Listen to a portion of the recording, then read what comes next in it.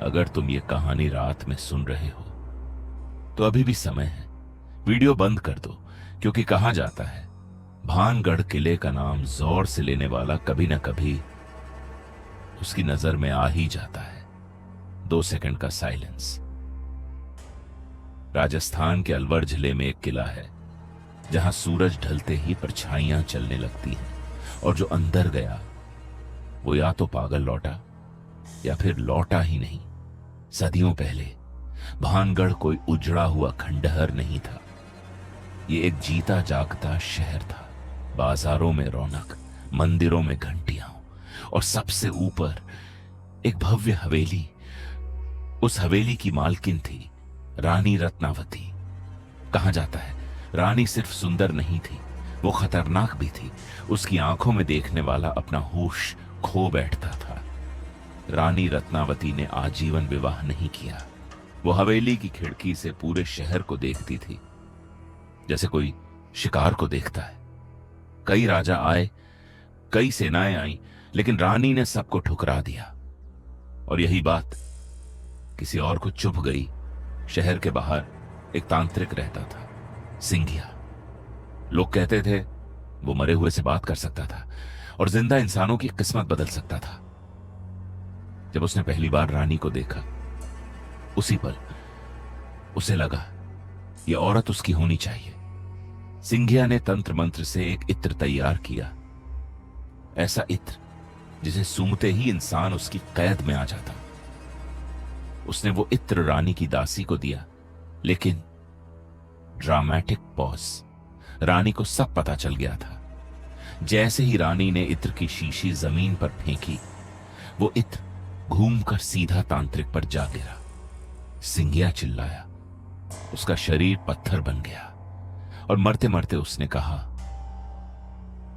अगर मैं तुम्हें नहीं पा सका तो ये पूरा शहर कभी किसी का नहीं होगा। उस रात जमीन हिली, हवेलियां दरक गई, और पूरा भानगढ़ एक ही रात में उजड़ गया। आज भी ASI का बोर्ड कहता है सूर्यास्त के बाद प्रवेश वर्जित। लेकिन जो गए उन्होंने कहा हवेली की खिड़की से आज भी कोई देखता है। कुछ साल पहले एक गार्ड ने बताया, धीमी आवाज, रात में उसने एक औरत को देखा जो शीशे में खुद को नहीं देख पा रही थी। और जब गार्ड ने पूछा आप कौन हैं, लंबा साइलेंस।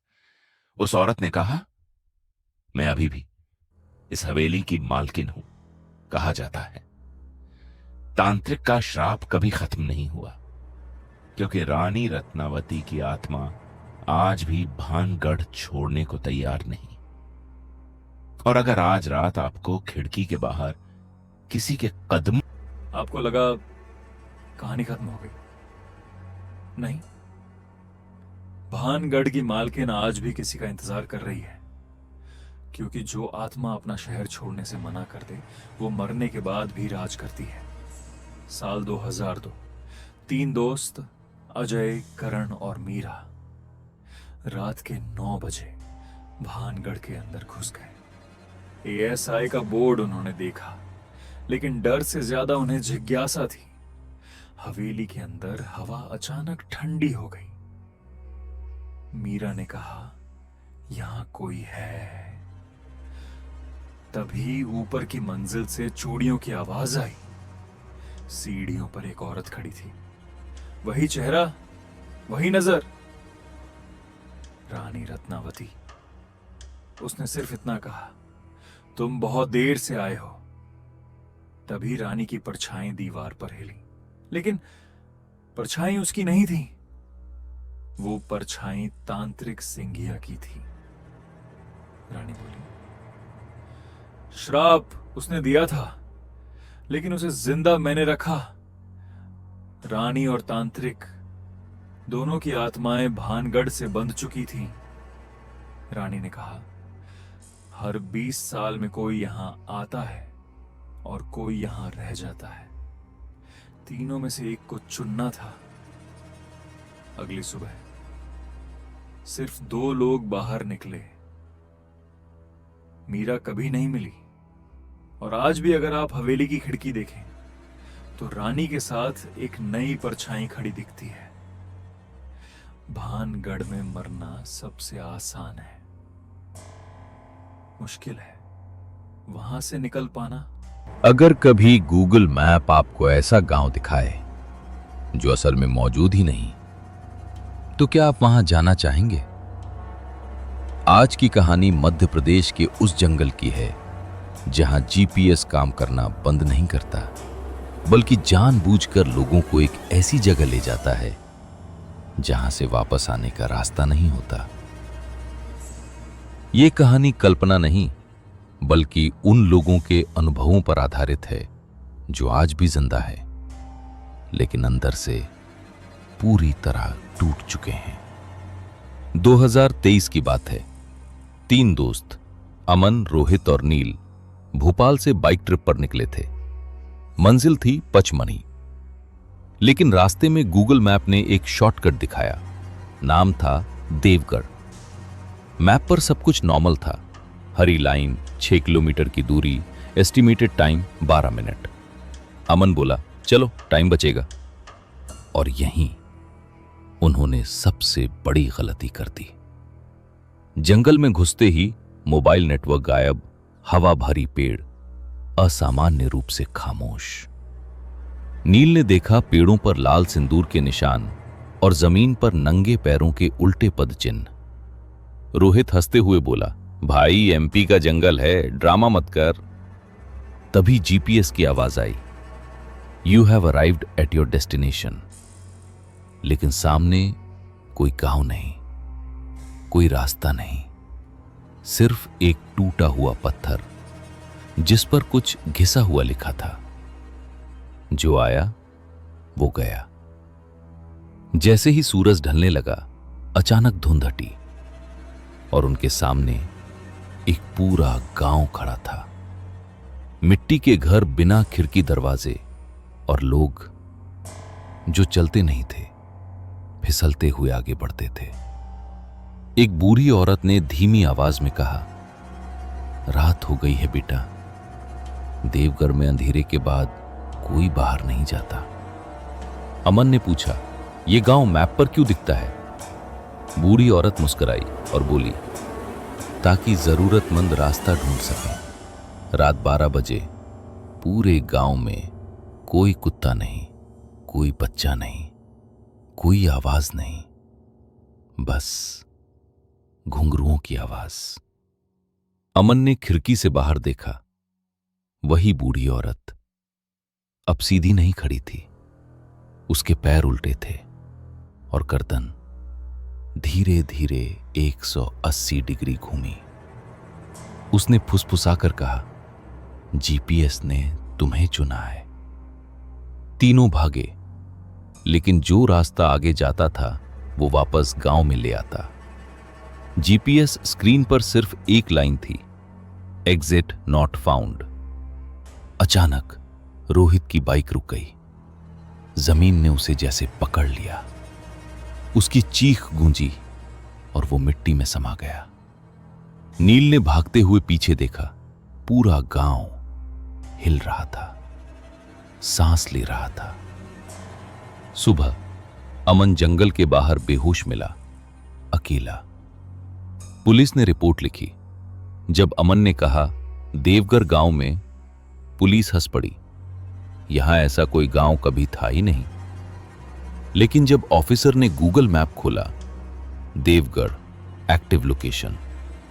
आज भी अगर आप एमपी के उस जंगल में शाम 6 बजे के बाद गूगल मैप खोलो तो देवगढ़ दिखता है। और अगर जीपीएस बोले you have arrived at your destination, तो समझ जाना अब तुम्हारा सफर खत्म हो चुका है। दोस्तों, अगर आपको लगता है कि देवगढ़ सिर्फ एक भूतिया गांव है, तो आप गलत हैं। क्योंकि देवगढ़ कोई जगह नहीं, देवगढ़ एक सिस्टम है। एक ऐसा सिस्टम जो इंसानों को नहीं मारता, बल्कि उन्हें धीरे धीरे अपना बना लेता है।